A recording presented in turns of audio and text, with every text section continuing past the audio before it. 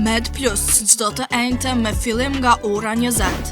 Ju sjell informata, tema aktuale, këshilla e çdo gjë tjetër nga fusha e shëndetësisë. Med Plus me doktor Hektor Binishi për te mjekësisë. Teleshikues të nderuar miq të emisionit Med Plus, mirë se erdhët në emision.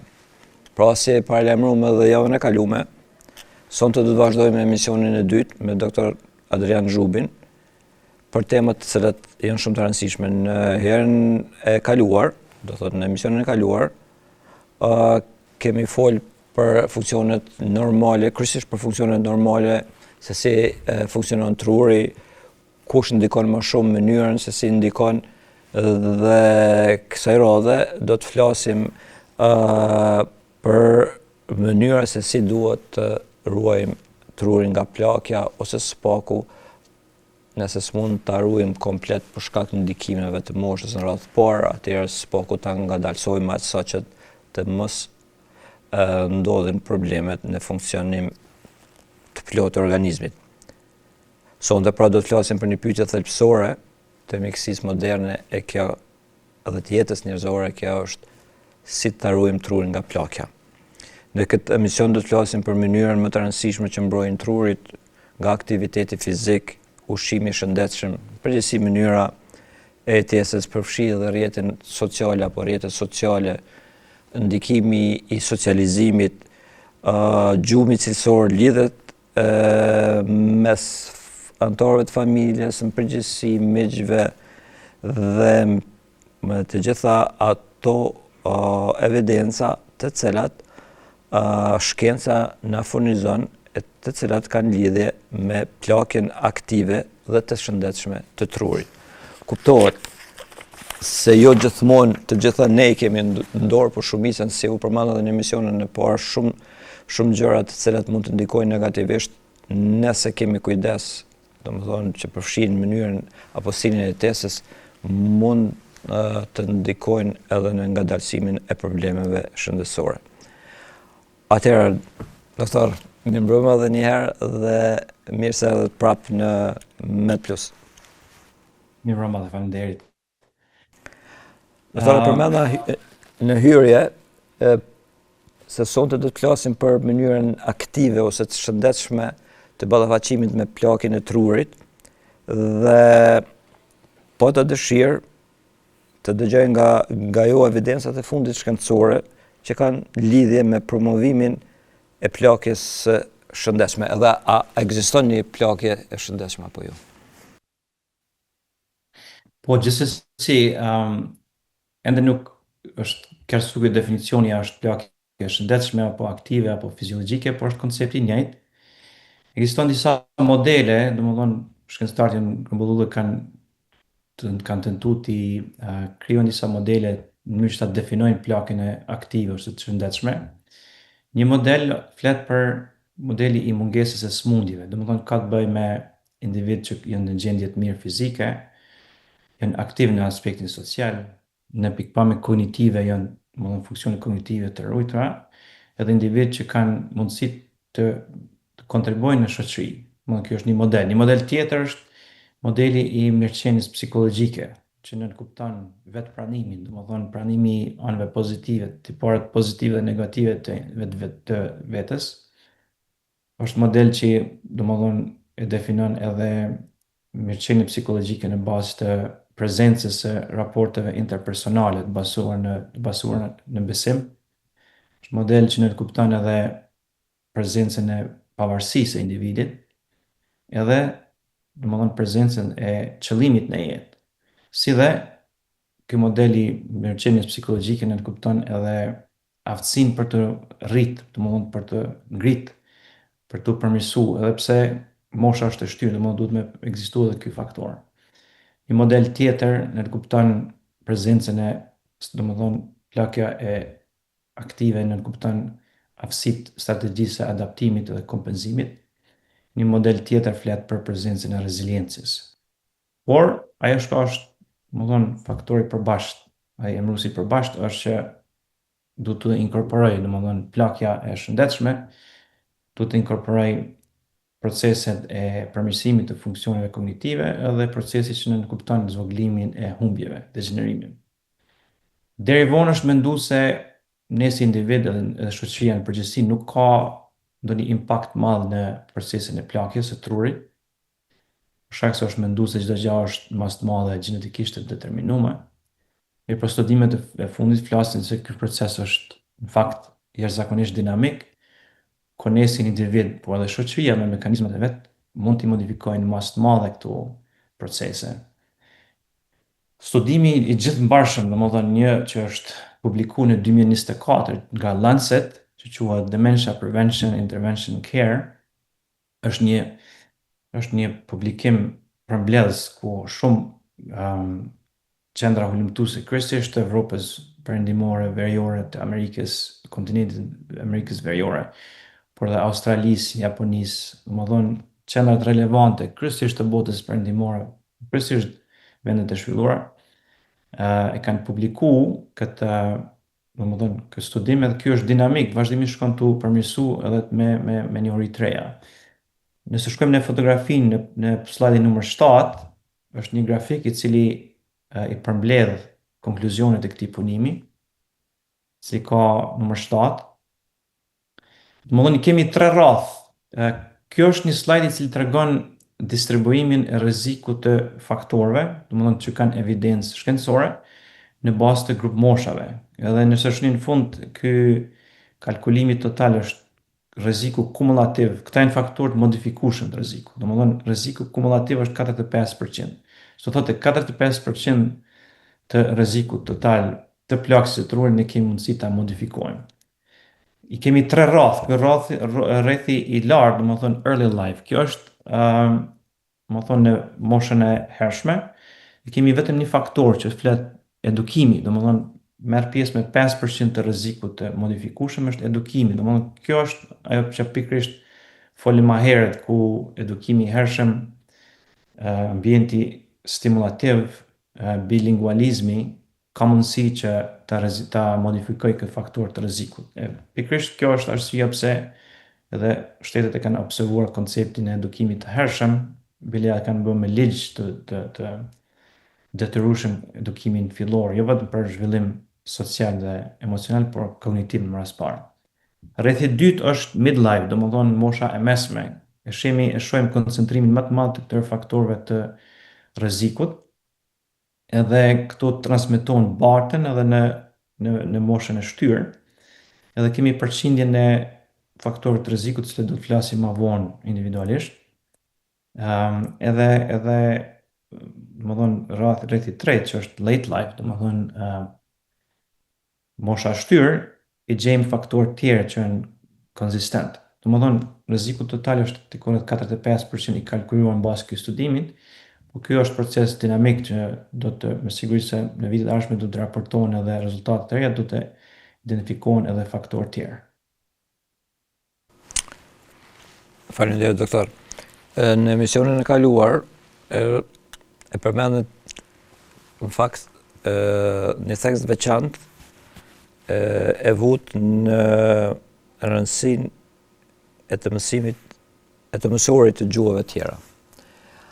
Për ata të cilës e kanë përcjell, kisha pas dëshirë që të flasim edhe sonte pak për disa aktivitete mendore që quhen aktivitete sfiduese mendore, siç është leximi, mësimi i gjuhëve apo lorave tjera në kuptimin lorave logjike, po e kisha përfshi këtu, doktor, edhe aktivitetin fizik. Na tregoni, a kanë këto rëndësi dhe sa kanë rëndësi në ta ashtu quajtur plakjen aktive të trurit? Po, roli i aktiviteteve sfiduese mendore është i jashtëzakonshëm. Domethënë të gjitha studimet, të gjitha evidenca e potencon rëndësinë e aktivizimit kognitiv të hershëm. Domethënë folim më herë për rolin e edukimit. Edhe pse ky proces është jashtëzakonisht i rëndësishëm në fazat e hershme, stimulimi kognitiv është i domosdoshëm në gjitha stadiet e jetës, po ashtu edhe në fazat e fundit, domethënë në periudhën e plakjes. Disa studime epidemiologjike, cilat e kanë matë aktivitetin kognitiv, efektin e aktivitetit kognitiv në funksionin e trurit në moshën e mesme dhe moshën e shtyrë, kanë arritur të kalkulojnë që, domethënë, në moshën e mesme aktiviteti kognitiv i shtuar mund ta zvogëloj rrezikun e demencës deri në 34%, demencia domethënë numri total i rasteve, e për Alzheimer diku rreth 46%. Këto studime kanë analizuar vetëm këtë faktor duke i kontrolluar faktorë tjerë ose variable tjera siç është mosha, siç është edukimi, statusi socioekonomik, hipertensioni, diabeti dhe depresioni.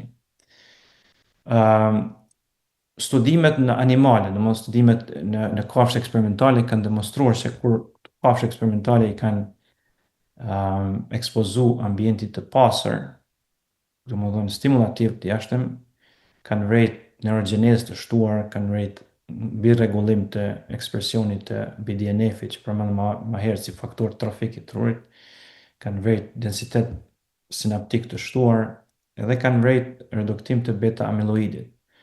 Normalisht këto studime nuk mund të bëhen të njerë, por në mënyrë indirekte bëhen përmes imazherisë funksionale, ku domethënë ta individ mund të ekspozohen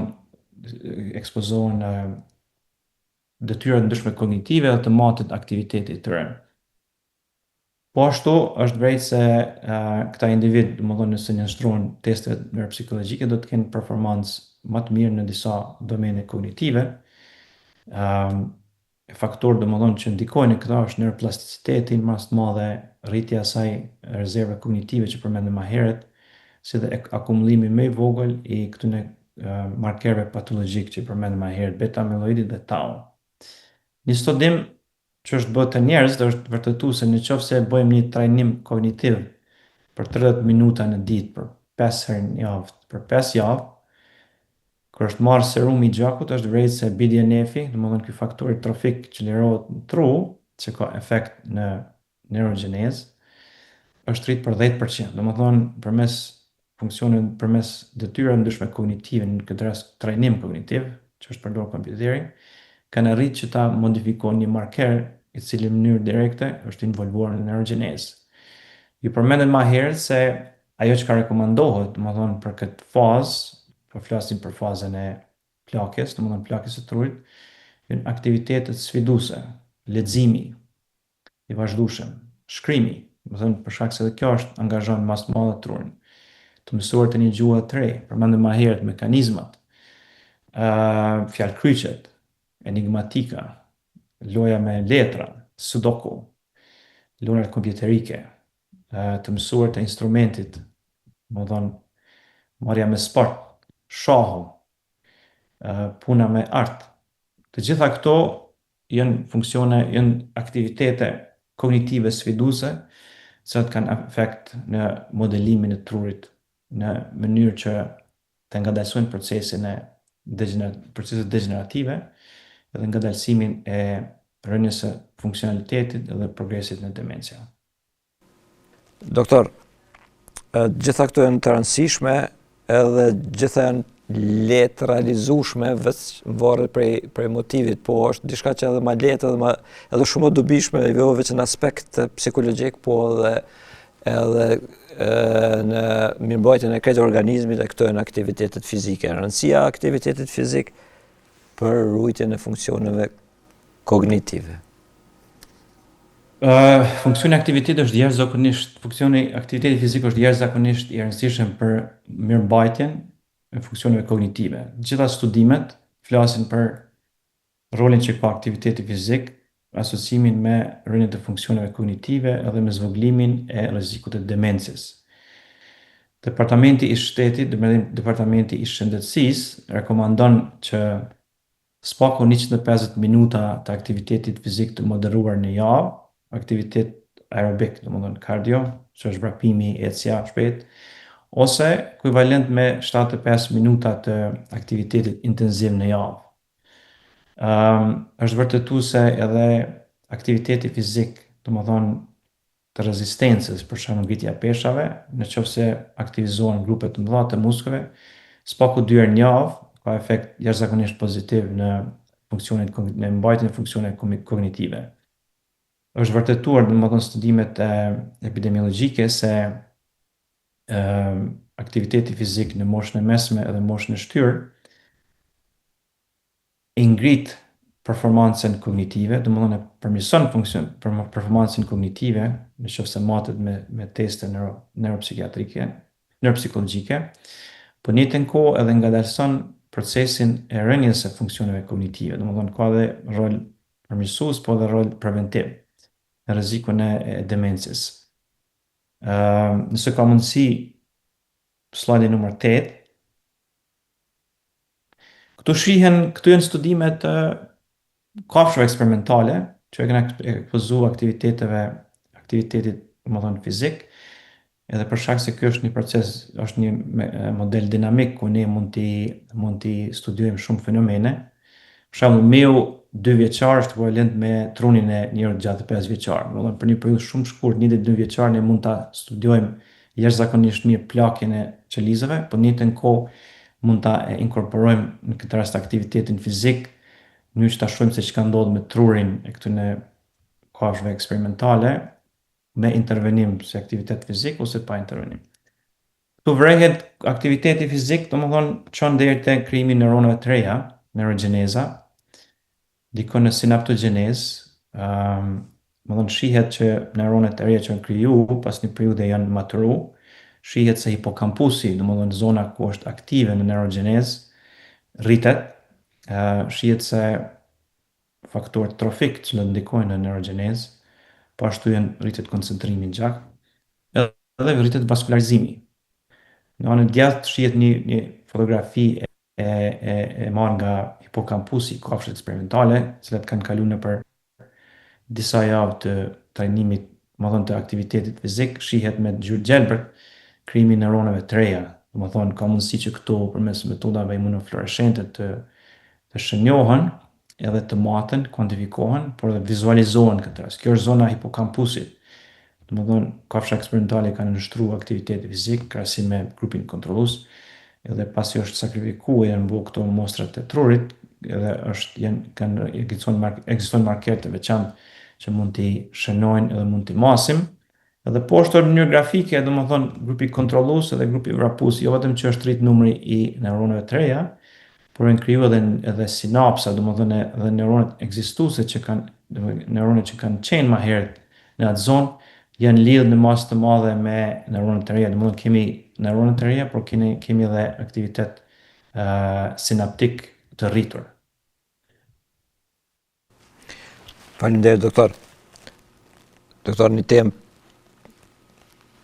e cila besoj që e bërngos gjithë njerëzimin dhe shoqërinë tonë. Studimet e fundit doktor tregojnë se vetmia arrit rrezikun për demencë. Sa serioze konsideroni këtë faktor dhe a ndikon izolimi social ose mos socializimi në plakjen e trurit, në kuptimin plakjen më të shpejtë të trurit? Po, është faktor jashtëzakonisht ka impakt jashtëzakonisht të madh në funksionet kognitive, domethënë si reduktimi i interaksionit ose bashkëveprimi social, por edhe vetmia janë të asociuar me rënien e funksioneve kognitive edhe me incidencë shtuar të demencës. Ende nuk dihet se a është rënja e funksioneve sociale është pjesë prodromale, domethënë indikator i paraqitjes hershme, indikatori i hershëm i paraqitjes së demencës, apo është faktor i veçantë, domethënë faktor i riskut i veçantë. Të gjitha studimet flasin se çifte, domethënë individ që jetojnë bashkë për dekada, kanë rrezik më të vogël të rënies kognitive dhe rrezik më të vogël të demencës. Ndërsa nëse kur kanë studiu çiftet që domethënë kanë humbur një partner, domethënë kur kanë qenë bashkë me disa dekada të martuar dhe kanë humbur një partner, partneri tjetër ka pas rënje rapide të funksioneve kognitive, izolimi social, incidencë më të madhe të depresionit, çrregullimeve të gjumit edhe vdekje më të hershme. Domethënë humbja e partnerit jetësor e ka akseleruar, ka shpejtuar këtë proces të rënies kognitive, ka rezultuar me morbiditet më të lartë dhe ka rezultuar me vdekje më të hershme.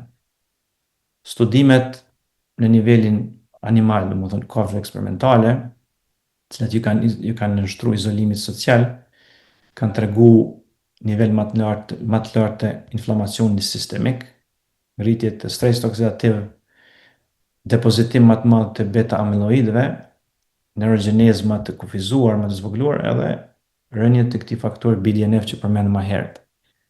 Ndërsa studimet humane tregojnë se izolimi social, por edhe vetmia si e tillë, do të çojë deri te rënja e funksioneve kognitive, siç janë edhe të asociuara me çrregullimin e gjumit, nivel më të lartë të stresit, nivel më të lartë të inflamacionit edhe general por lokal, ndryshime sistolike për shembull, është gjetë korrelacioni. Një studim flet se vetmia si faktor i veçantë, domethënë impaktin që ka në tru, është ekuivalent me pimin e 15 cigare në ditë. Domethënë ky është efekti biologjik në nivel të neuronëve. Në anën tjetër, domethënë angazhimi social është faktor që ndikon në ngritjen e stimullimit kognitiv, e rregullon domethënë edhe memorin, edhe vendimarrjen, edhe zgjedhjen e problemeve, ndërsa në nivelin strukturor është vërtet se aktiviteti social në këtë fazë ka çuar deri te rrujtja e madhësisë së trurit, rrujtja e integritetit të masës e bardhë të trurit. Domethënë është evident edhe nga aspekti human, por edhe eksperimental për impaktin të madh që ka.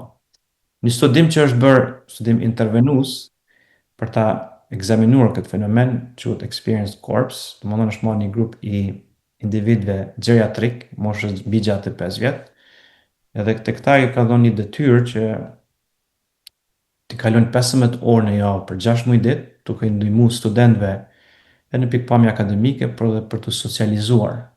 Te ky grup hulumtues geriatrik është bërë analizat neuropsikologjike në fillim, është bërë imazheria, edhe është bërë pas 6 muajve të intervenimit, domethënë ky intervenim kognitiv, social në këtë rast, edhe mbas disa viteve. Është vërejtë se mbas intervenimit 6 muajor, domethënë këta individ që kanë qenë në mënyrë aktive të involvuar, duke ka bërë tutoring edhe është socializuar me këta nxënësit në shkollë, kanë pas aktivitet më të rritur në zonën e korteksit frontal. Mirë, po ky fenomen është vërejtur edhe 2 vjet më vonë, domethënë ky intervenim i cili ka zgjatur 6 muaj, efektin e ka pasur edhe afatgjatë. Domethënë është vërejtë se këta individ kanë aktivitet më të shtuar në disa zona të trurit, mirë, por performanca e tyre në testet neuropsikologjike është përmirësuar si rezultat i këtij intervenimi social në këtë rast. Doktore, përmendet më herët se janë disa faktorë të cilat nëse modifikohen ose nëse mirëmbahen, ndikojnë dukshëm deri në 45% në zvogëlimin e mundësisë së problemeve me demencë ose problemeve të tjera që i takojnë të shëndetit mendor. Ne do të përmendim disa, do të fillojmë me mënyrën e ushqyerjes, dietës edhe ushqyerjes apo ushqimit të shëndetshëm. Na tregoni rëndësinë e mënyrës së shëndetshme të ushqyerit dhe cilat janë ato ushqimet të cilat janë dobishme për funksionimin e trurit. Po evidenca shkencore i identifikon 3 lloje të dietave. Para është dieta mediterane. E dyta është një dietë që DASH, Dietary Approach to Stop Hypertension, domethënë kjo ka për qëllim ta targetojnë këtë faktorin e rrezikut të hipertensionit. Edhe tjetra është MIND, domethënë këtu janë shkurtesa. MIND është kombinim i dietës mediterane me dietën DASH. Dieta mediterane, e cilët mas të madhe dhe na përdorin, përbëhet prej pemëve, perimeve, prej drithnave, prej bishtajorave, arrave, peshku, vaj ullinit, edhe përdorimi i zvogëluar, i limituar të mishit të kuq, i ushqimit të procesuar dhe ushqimit që ka shtesë të sheqerit. Ky lloj ushqimi ka efekt antiinflamator, radhë parë për shkak të omega-3-shit dhe polifenollëve, ka komponentën antioksidant, vitaminat C dhe E, ka komponenten vaskulare, dhe më thonë e promovon shëndetin vaskular duke mundësu përmes reduktimit të shtypjes së gjakut. Ka efekt në mikrobiomën e lukthit, për shkak se ekziston ky oksid tru lukth, që gjithnjë më tepër është në evidenca shkencore për këtë komunikim. Dieta mediterane po ashtu karakterizohet me kontroll të glikemisë më të madhe, por ndikon edhe në rregullimin e neurotransmiterëve. Për shembull, borovnicat kanë polifenol, antocianinin, i cili ka veprim antioksidant edhe është sipas disa studimeve është kualifikuar si superfood, si super ushqim. Dash, kjo dieta tjetër që përmenda, i cili ka shumë karakteristika të ngjashme me dietën mediterane, por kjo është e fokusuar në limitimin e krypës dhe ka për qëllim reduktimin e këtij faktori të rrezikut, i cili në mënyrë direkte vepron, domethënë ka ndikim edhe në funksionet kognitive dhe në mbajtjen e shëndetit të trurit. Dieta MIND, që është kombinim i dietës mediterane edhe DASH, është treguar efektive në faktin e reduktimit të inflamacionit, në faktin e konservimit ose rujtjes mas të madhe të masës së bardhë të trurit, është korreluar edhe me patologji më pak të shprehur të beta amiloidit edhe tau. Domethënë, dieta mediterane në anën tjetër është asociuar edhe me rujtje të vëllimit të hipokampusit nga atrofia. Domethënë, dhe kjo është një faktor i modifikueshëm që ne kemi kontroll, edhe ky proces duhet me fillu me njëherë, domethënë nuk ka nevojë të pritet mosha, domethënë duhet të fillojmë ushqimin e hershëm, ushqimin e shëndetshëm sa më herët që është e mundshëm. Doktor, flasim për një problem, ka e konsideruar gjithnjë më shumë rritje bëhet fjalë për ndikimin e stresit kronik, për ndikimin e çrregullimit disponimit apo mendimeve ose emocioneve negative, si dhe të depresionit në funksionim të trurit. Sa janë të dëmshme këto dhe çka mund të bëjmë ne që të prevenojmë ose të parandalojmë ndikimin e dëmshëm të këtyre tre faktorëve në shëndetin e trurit? Po, konkluzionet janë se jo çdo stres është i dëmshëm për funksionet kognitive. Stresi akut që është i moderum edhe i kontrollum ka në fakt ka benefite në procesin e të mësuarit edhe adaptimit. Është një mekanizëm shtytës.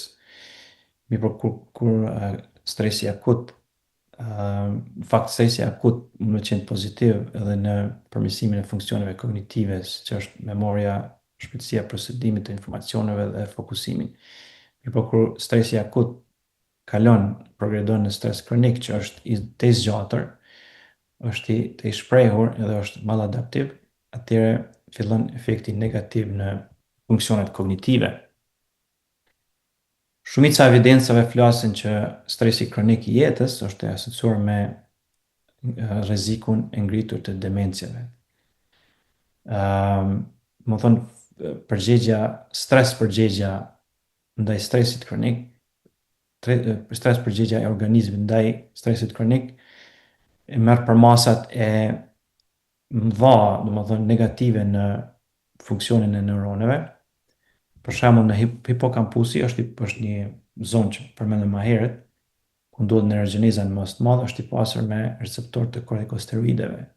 Stresi kronik çon deri te ngritja e koncentrimit të stres hormonit të kortizolit, edhe qëndrimi i gjatë në sistem. Është vërtetuar se kjo ka ndikim negativ në atrofinë e hipokampusit, domethënë është region i pasur me receptor, në anën tjetër stresi kronik e inicion ngritjen e masë të madhe të kortizolit, edhe kjo arrit procesin e stresit oksidativ dhe përfundon me ndryshime degenerative edhe me zvogëlim të vëllimit të hipokampusit. Në anën tjetër, faktorë tjerë, domethënë protektiv janë praktika të ndryshme të cilat janë të rëndësishme për ta menaxhuar stresin. Për shembull, praktikimi i meditimit edhe i konceptit që quhet mindfulness jo vetëm që reduktojnë nivelin e stresit, por edhe përmirësojnë cilëtetin e gjumit, e përmirësojnë disponimin, edhe zvogëlojnë rrezikun e paraqitjes së demencës. Është vërtetuar se meditimi për shembull e redukton efektin që ka kortizolli në domethënë kortizolli në funksionet në proceset degenerative në hipokampus. Po ashtu meditimi dhe mindfulness është vërtetuar që rrisin qarkullimin e gjakut edhe furnizimin më të mirë të zonave të trurit, sidomos në lobin frontal. Yoga po ashtu është një intervenim tjetër që ka rëndësi të madhe në menaxhimin e stresit. Është vërtetuar se aplikimi i vazhdueshëm i jogës zvogëlon masë të madhe biomarkerët që janë përgjegjës për plagën qelizore dhe vdekjen qelizore. Po ashtu, individët që kanë performuar jogën kanë performuar shumë më mirë në testet që masin përqendrimin, memorien dhe funksionet tjera ekzekutive. Ndërsa sa i përket depresionit që përmendëm më herët, ekziston evidenca e bollshme që lidh depresionin me, domethënë ende nuk dihet a është faktor i pavarur prej demencës apo është formë prodromale, domethënë fazat fillestare të paraqitjes së demencës, por me simptome jo specifike. Studimet kanë treguar se nëse depresioni ka filluar para moshës 60 vjeçare, rreziku për demencë rritet 2 deri në 4 herë. Ndërsa depresioni i vonshëm, domethënë në fazat e pleqërisë, është asociuar me rrezik 2 deri në 5 herë, domethënë pa marrë parasysh kur është fillimi i depresionit, efekti në demencë është jashtëzakonshëm në aspekt negativ. Studimet kanë treguar se domethënë mekanizmat që mundsojnë këtë proces kanë të bëjnë po ashtu me bisekretim të kortizollit që përmend më herët edhe atrofinë e hipokampusit. Për këtë arsye, pa marrë parasysh kur është fillimi i simptomeve të demencës, të depresionit, duhet të konsiderohen si faktor relevant dhe jashtëzakonshëm në bashkë me faktorë tjerë normal në facilitimin e rënies kognitive edhe paraqitjen e demencës, kështu që duhet të trajtohet si depresion, pa marrë parasysh kur fillon, duhet me gjitha metodat të jenë prezente tash për tash.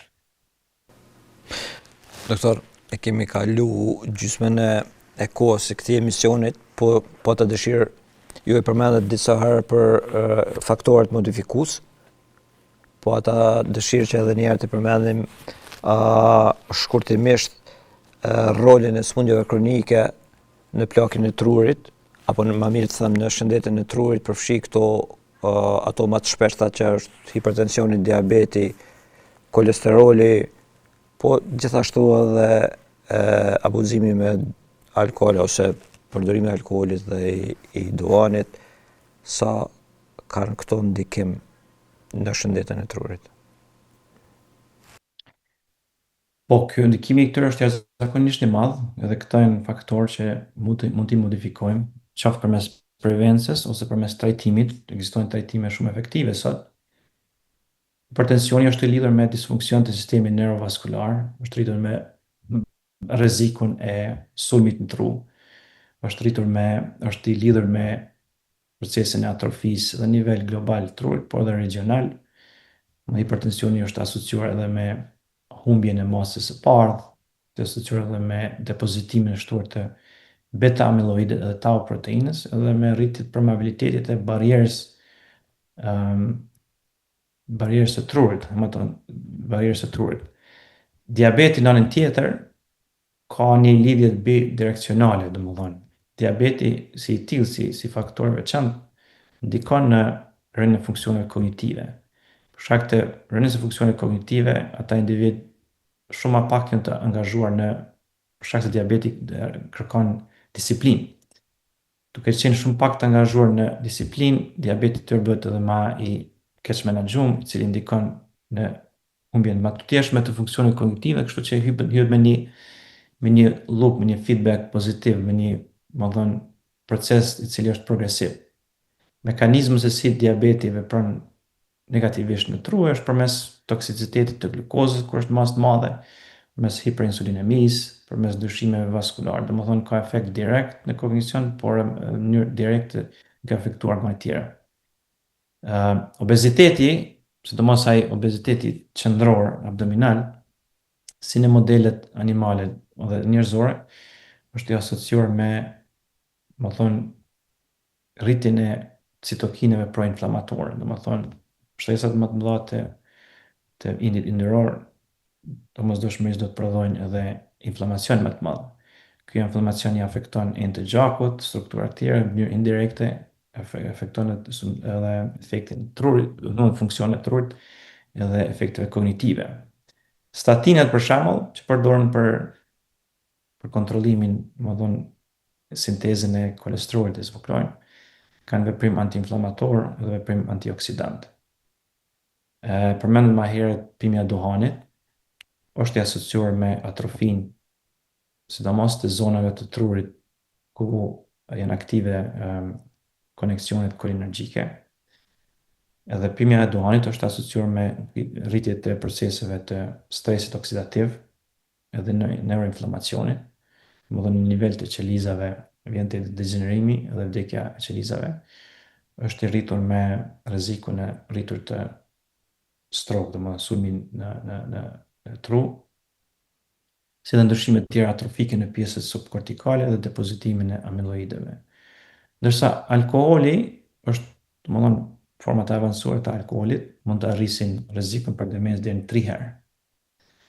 Edhe kjo për shkak se japin ndryshime strukturale dhe funksionale në tru, po ashtu në mënyrë indirekte rrisin rrezikun e smundjeve kardiovaskulare edhe stroke, domethënë sulmin në tru. Me një përjashtim që dieta mediterane që përmendëm më herët e pranon që brenda saj ekziston edhe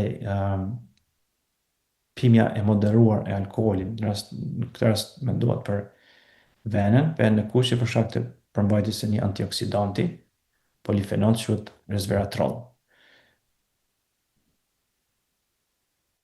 Doktor, të flasim pak për rëndësinë e gjumit. A ka ndonjë rekomandim se sa orë duhet të flihet për të arritur një funksion normal ose për të arritur një funksion normal të trurit? Konsiderohet nganjëherë edhe se gjumi është si pastrues ose bën pastrimin e trurit, disa ju pajtoj me këtë shprehje, po gjithsesi konsideroj që është një faktor shumë i rëndësishëm si për të mirë, si për të keq, pavarësisht në çfarë niveli është. Po është e vërtet, truri roli i gjumit në funksionin e trurit është jashtëzakonisht i madh. Shoqata amerikane e gjumit rekomandon 7 deri 9 orë të gjumit kontinual gjatë natës. Domethënë është i rëndësishëm jo vetëm kozgjatja e gjumit, por edhe efektiviteti dhe kualiteti i gjumit. Domethënë qëllimi është që gjumi të jetë restaurativ, domethënë riparues. Qëllimi është që kur të zgjohen në mëngjes, të jenë të freskët, të kenë energji, të jenë të gatshëm të fillojnë ditën, pa ndjen lodhjes edhe pa aftësisë për të koncentruar. Të gjitha studimet flasin se gjumi domethënë jo kontinual, gjumi i jo i rehatshëm, edhe gjumi që zgjatet shkurt është i asociuar me rënien të performancave kognitive, domethënë kur testohen këto, por edhe është asociuar me rënien e funksioneve kognitive.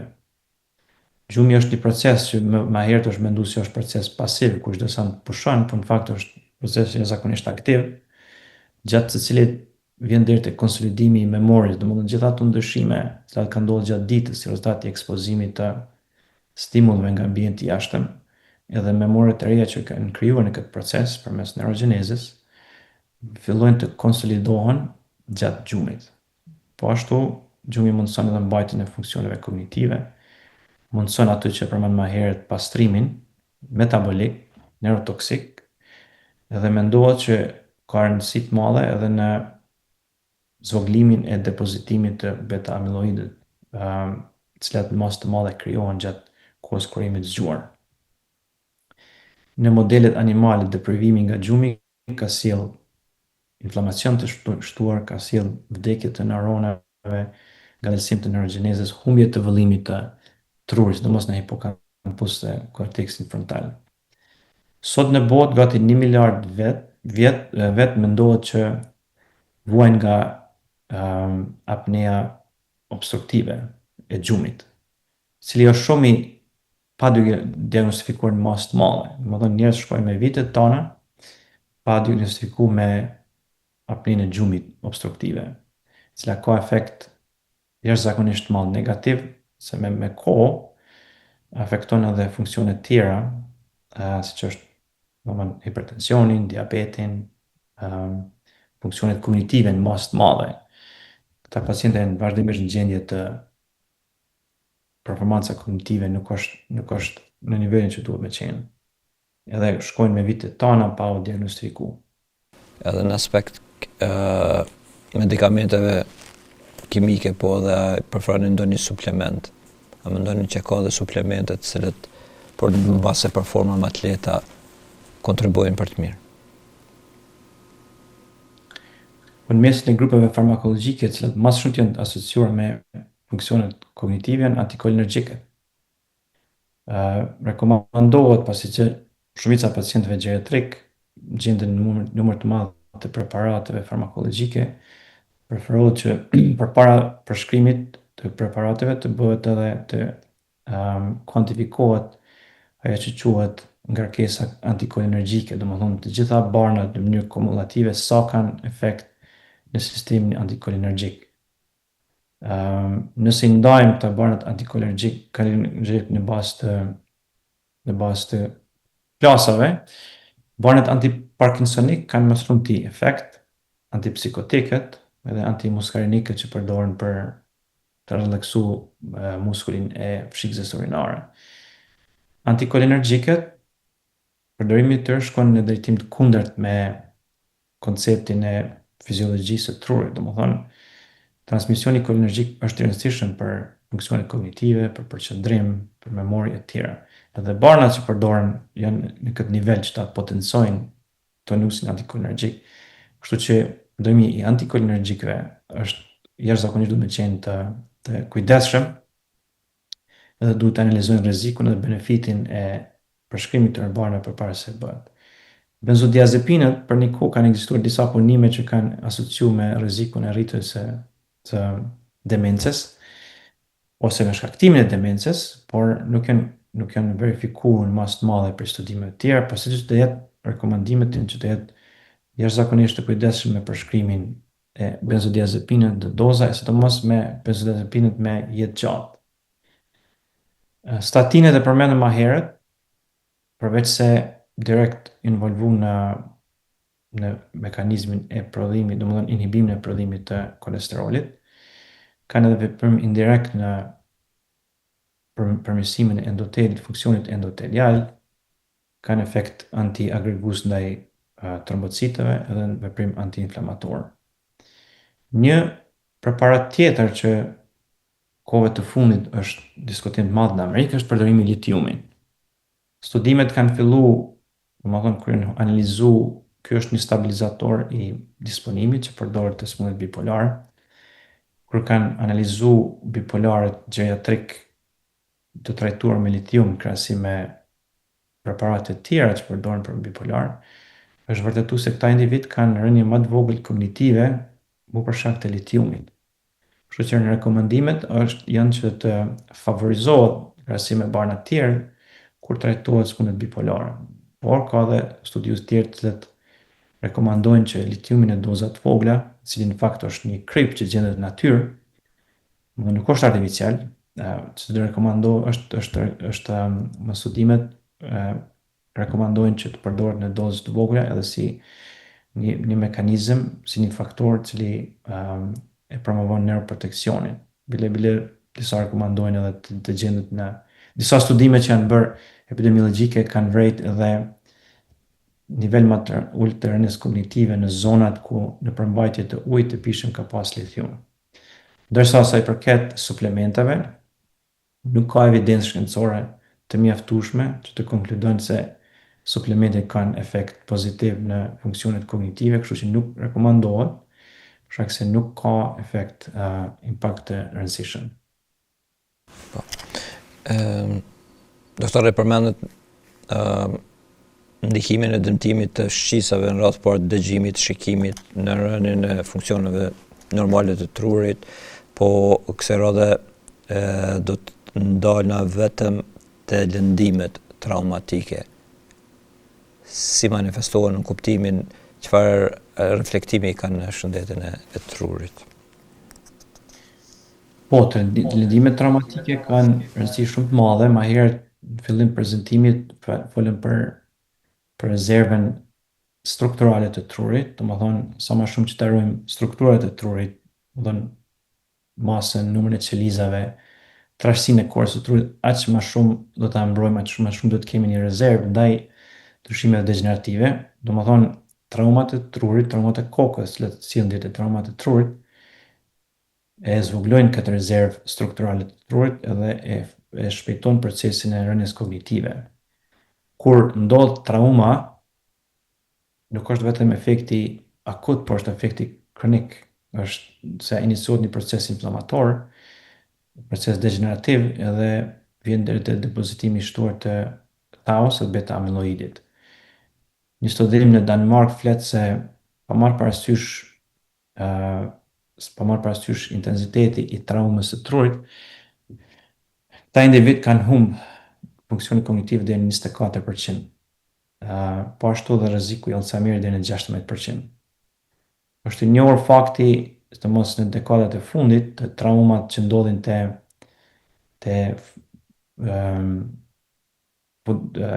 të sportistët antarë që mirën me futbollin amerikan. Është ky një entitet i ri e quajtur CTE, Chronic Traumatic Encephalopathy, domethënë një encefalopati kronike traumatike, cila në esencë domethënë këta individ, se sporti i futbollit amerikan ka shumë kontakt fizik, sidomos kokë me kokë.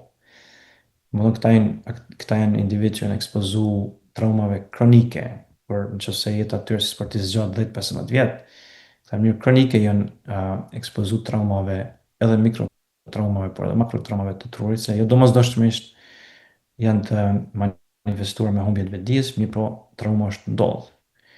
Te këta është ky entitet i klinik është zbuluar dekadat e fundit, te këta individ që kanë pas traumë kokës është vret depozitim më i madh i tau proteinës, që gjejmë edhe te Alzheimeri.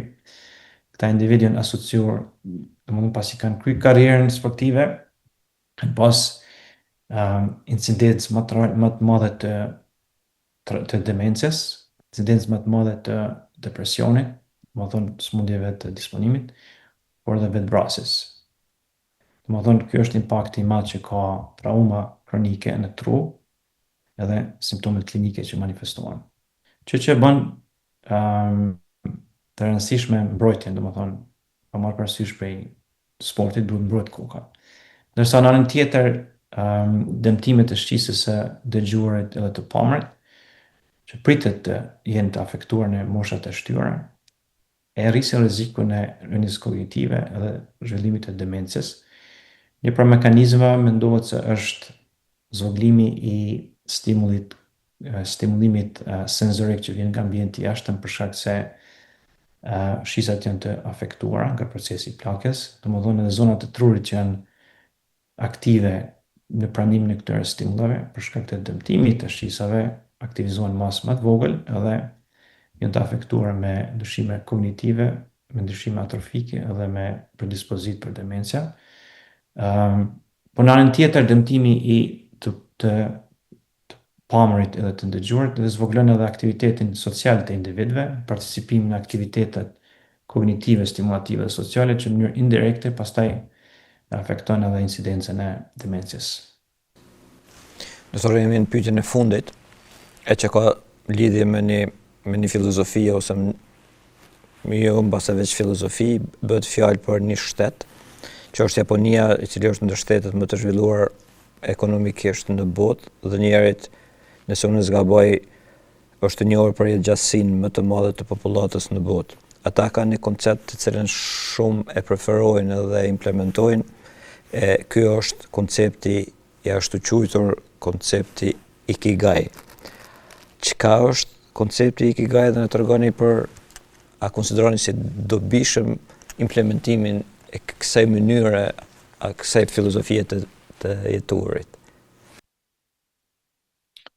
Po, në botë, sipas një autori, ekzistojnë disa ashtu quajtura zona të kaltërta, blue zones. Këto janë zona ku individët jetojnë gjatë. Jo vetëm jetojnë gjatë, po jetojnë shëndetshëm edhe të përmbushur nga jeta. Disa prej këtyre janë 5 zona blu kaltërta dhe mund të identifikuara.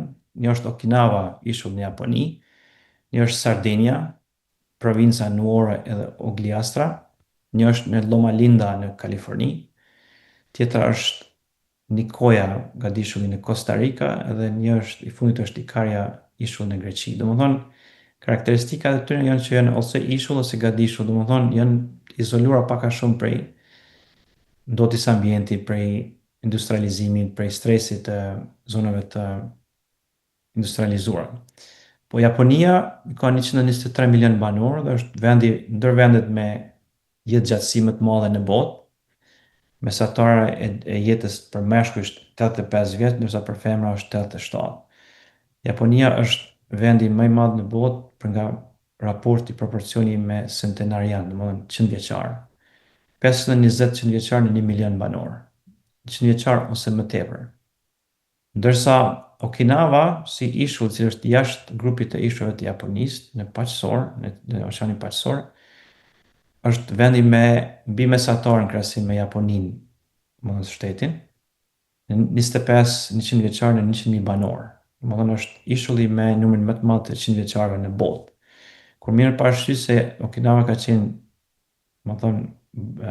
arenë e sulmeve gjatë luftës së dytë botërore mes të luftës mes të ushtrisë amerikane dhe japoneze, ishulli është shkatruar, domethënë nuk ka pas resurse, po pas luftës së dytë botërore, ata kanë zhvilluar filozofinë e vet japoneze, por edhe lokale, e cila ka qenë deri te rritja e jetëgjatësisë, por edhe kualitetit të jetës. Janë dy gazetarë spanjoll, të cilët të nisur nga ky fakt, domethënë fillojnë hulumtimin e tyre të shohin se çka ndodh si jetojnë jetën këta individ në ishullin Okinawa. Edhe ballafaqohen, domethënë shkojnë qëndrojnë aty për mduket për një javë ose 10 ditë, edhe hulumtojnë mënyrën se si jetojnë, si sillen, ku qëndron filozofia e jetëgjatësisë dhe jetës së lumtur. Edhe ata ballafaqohen me konceptin Ikigai, edhe tentojnë të japin shpjegim se çka është Ikigai. Domethënë, sipas një definicioni, është qëllimi i jetës. Qëllimi jo vetëm jetohet gjatë, por të jetohet me kvalitet lartë dhe i përmbushur. Sipas filozofisë japoneze, Ikigai, secili prej nesh e ka Ikigain brenda, vetëm se disa e kanë zbulu, tjerët janë në proces të zbulimit, pasi që është brenda tyre. Sipas disa definicioneve tjera që ata hulumtojnë, Ikigai është qëllimi pse jetojmë, qëllimi pse zgjohemi në mëngjes dhe fillojmë ditën në mënyrë që ta përmbushim veten. Japonezët e definojnë Ikigain si lumturia ose përmbushja e të qenit aktiv. Ata flasin se si nuk pensionohen kurrë.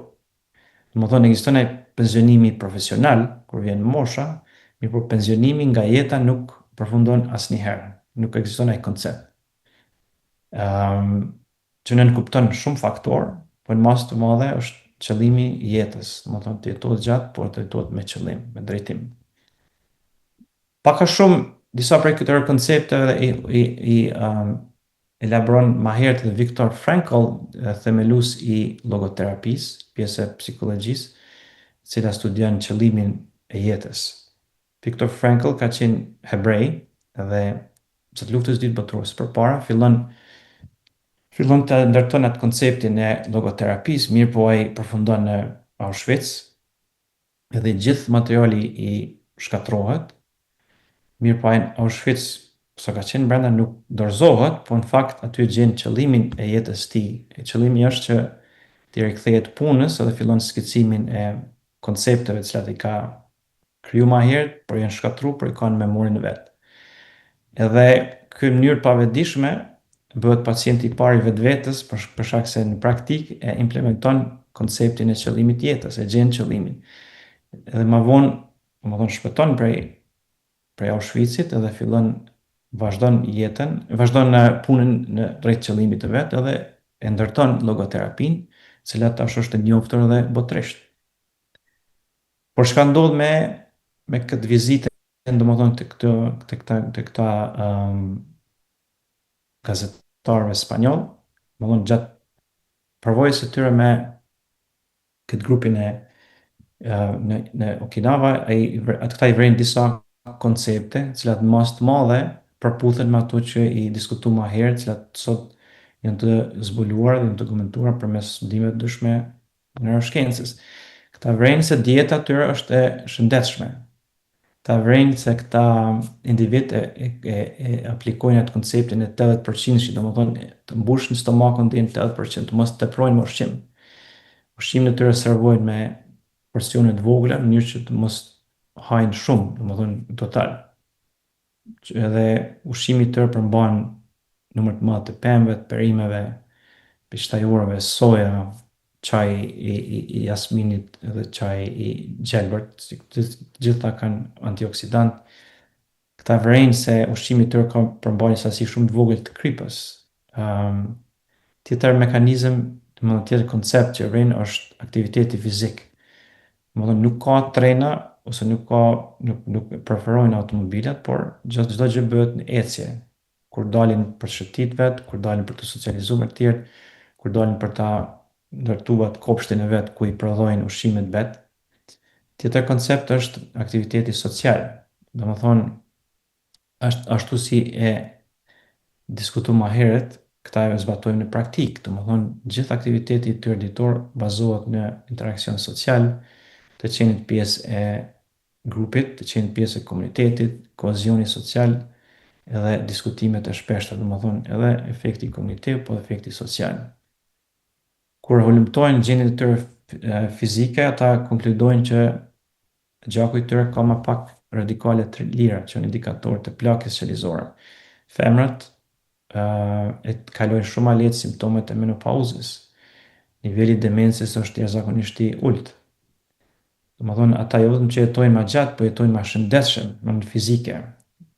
Lëngojnë shumë më pak prej sëmundjeve kronike, siç është kanceri, siç është sëmundjet e zemrës, siç është diabeti edhe sëmundjet tjera inflamatore. Domethënë në konkluzion është se ata në fakt janë të apliku në mënyrë gati perfekte ato konkludime që studimet e neuroshkencës, domethënë kanë arritë ti mrinë kohë të fundit, që është ushqimi i shëndetshëm, sfidat kognitive, aktiviteti social, prevenca nga sëmundjet, qëllimi i jetës, domethënë edhe koncepti psikologjik. Edhe në panelin e fundit numër 9, që është një lloj rekapitulimi i gjithë këtyre koncepteve që i diskutuam më herët. Kjo është ai faqja e parë e librit Ikigai, që rekomandon ta lexojnë, nuk është shumë i gjatë, por ka efekt shumë pozitiv domethënë në këto koncepte. Edhe këto janë ato rrath që interferojnë me njëri tjetrin, domethënë këta e shohin domethënë kombinimin në mes të pasionit, misionit, profesionit edhe thirrja vokacionit, e bën atë pjesën e përbashkët, e bën atë emërusin e përbashkët, që në këtë rast është Ikigai. Doktor, shumë faleminderit sa për informatë edhe një herë. Ky libër është i përkthyer edhe në gjuhën shqipe, po ashtu edhe programi apo dokumentari Zonët e Kaltra apo Zonët Blu mund të shikohen në Netflix. Doktor, shumë faleminderit për gjitha këto, ju kemi mundu. E di që ju posa keni fillu ditën në Chicago dhe ju pret punë e gjatë, po ju kur s'keni pritu edhe me dëshirë shumë të madhe një përgjegjë ftesave tona për me qenë mysafiri jonë dhe i publikut, dhe jo vetëm gjakovar, po i gjithë shqiptar. Faleminderit edhe herë, por doktor edhe një pyetje. E përmendëm disa herë angazhimet edhe aktivitetet edhe fizike edhe sportive.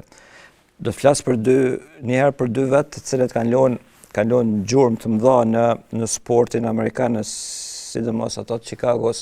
Do të flas për Phil Jackson edhe për Michael Jordan apo Air Jordan, që është i njoftën. Domethënë Phil Jackson është trajneri legjendar i Chicago Bullsave që ka fituar, nëse s'gaboj në 5 tituj me 6 tituj me Chicago Bullsin, 5 me Lakersat, edhe 2 si vetë basketbolist. Ai ka dhënë shumë rëndësi, domethënë një super trajner, super sportist, është në atë klubin e të meriturëve, që është edhe ai ka thonë se qëndrueshmëria mendore është thelbësore për suksesin. Domethënë çfarë rëndësi ka dhënë aktivitetit, në fakt qëndrueshmërisë mendore në aktivitetet superiore fizike edhe sportive, që e ka konsideruar thelbësore. Këto ka thonë Phil Jackson. Përdesë Michael Jordan, që konsiderohet mbas edhe basketbollisti më i mirë gjitha kohëve, ka thonë se pengesat nuk kanë pse të na ndalojnë, nëse hasni një mur, mos u kthe dhe mos u dorëzo, gjej mënyra mi kalu, mund gjit ose ta anashkalosh. Tash keni pak analogji, se akoma s'kam përfunduar pak më gat, është ndoshta pyetje personale edhe me ju. Keni shku në Amerikë si një djalë i ri, pa dyshim keni pas pengesa, pa dyshim keni pas barriera, kulturë e re, shoqëni e re, e keni nisë një farë mënyre prej zeros jetën atje edhe keni mri me bo një emër mbi të gjitha të respektuar si një person, si një njeri edhe mandej edhe si një doktor edhe një shkencëtar. Që në për vlerësimet që i bëjnë në për rrjetet sociale dhe konsiderojnë se si krenari e shqiptare në Amerikë. Unë ju përgëzoj për këtë dhe shqyqyr që jo kemi jo veç juve, po dhe tjerve. Tash e kom një pyetje, pjesën e dytë pyetjes. Doktor, një pyetje. Do të përmendë njëso emra se këta i kom të shënum. Bim Kumnova, Vullnet dhe Valon Nigja, Artan Bakia, Kastriot Zherka, Hektor Grezda, Ilir Osmani, Roland Avdia, Sokol Osmani, na tregoni se a keni diçka të përbashkët me personat e përmendur dhe se ju mungon ikigai të cilin e keni konsumuar dikur bashkë me këta persona nga Gjakova. Gjitha janë shokët mi, para se gjithash, edhe djem shumë të mirë, me cilëm kanë lujtë basketbol. Harut edhe trenerin Hashim Rasi, mos t'i mesim bërgjë. Po, kjo është një pjesë e rëndësishme e jetës time, shumë e rëndësishme në fakt. Fakt edhe Michael Jordani në kohën kur kemi fillu basketbol është ka qenë aktiv, domethënë. Por që një ditë më jap edhe mundësia marrë në Chicago, domethënë pa mendu hiç në vendin e Chicago Bullsove, në vendin e domethënë ku kemi ndruar atë kohën kur Chicago Bullsat kanë qenë domethënë njoftën gjithë botën, e kanë ndryshuar edhe konceptin e Chicagos. Po patjetër se është pjesë e ikigait, është pjesë e atij motivimit. Unë vazhdoj të jem aktiv në basketbol, s'paku në përcjelljen e basketbollit, por me shpresë edhe me të luaj basketboll, po vazhdoj të jetë edhe me shoqëni të mirë me këta djem që përmendëm më herët. Po është pjesë e shtytjes, edhe aktiviteti fizik, edhe është edhe pjesa kognitive, pjesa sociale, pjesa emocionale, gjitha këtu ndërthurën. Sojmë që në korrekt na do të takohem edhe personalisht edhe do t'i ndojmë edhe përvoja tjera të cilat në radhë parë ju i keni shumë të mëdha. Atëherë, faleminderit edhe herë, po për fund të dashur miq, në fund të këtij udhëtimi shkencëtor kuptojmë se truri nuk është vetëm një organ biologjik, por është kujtesa jonë, identiteti ynë dhe mënyra si e përjetojmë jetën dhe se ikigai, të cilën e përmendi doktori dhe e elaboroi shumë mirë në detaje, nuk është vetëm një ide filozofike, por është një mënyrë jetese. E ne në ndërkohë dhe gjithmonë të kujdesemi për trurin dhe mendin tonë. Edhe falenderojmë edhe një herë përzemërsisht doktorin, edhe që ka gjetë kohë, në fakt e ka ndru agjendën e punës komplet për Med Plus dhe TV's Eurovision. Na ka që kishim për sonte, bashkë me pofsh.